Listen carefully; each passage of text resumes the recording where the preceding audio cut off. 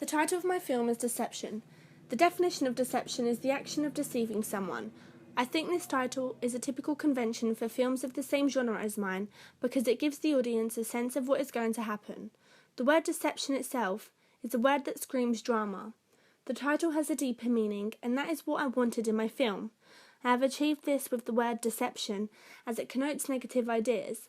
This word is also portrayed throughout my film when my main character Anna is living in a lie, yet shows the world how perfect her relationship is, when in reality she is living in a nightmare.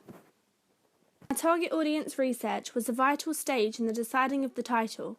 60% of my target audience said that they thought it was more important to establish the character rather than anything else at the beginning of a film.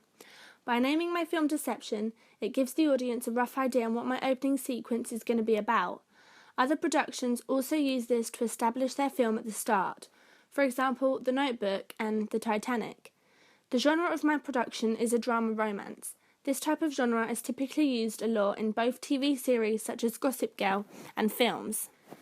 This genre is portrayed throughout my media production through the mise-en-scène such as the two main protagonists and the props used.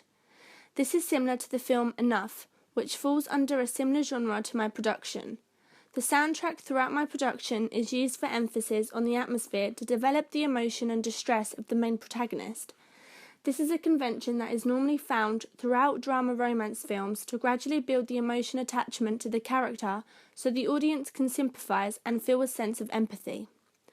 The no use of dialogue and only a voiceover is used to emphasise the guilt of the other character to the main protagonist and also to reach out to the audience and portray that this is something that truly happens in the everyday life. This allows the storyline to be introduced and developed. This is also seen in adaptation. Throughout my opening sequence, I only use the voiceover and background music to tell the story, and no dialogue is used either. The voiceover starts immediately after the character Sophia is blogging about her feelings on the death of her school peer. I did this to raise enigma codes as the audience has no clue on what has happened until the voiceover reveals the story. I had an idea on my location as soon as I got an idea on my storyline and where I wanted to go with it. I thought about creating my opening sequence film storyline around the lives of teenagers today, so I took on board what people my age do and where they like to hang out.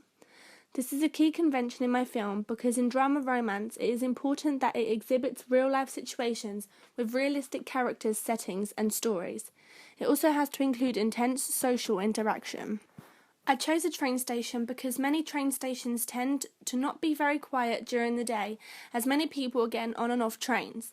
The other main location I set my film around was the bedroom. Teenagers spend half their days in their rooms on the computer as shown in my film, when the girl is blogging about what happened and using it as the voiceover. I use this to portray to the audience that there are two sides to everyone, and my location helped me do this. Outside and inside are two very different surroundings, and with two different surroundings comes different behaviours, and this is what I wanted to put across to the audience.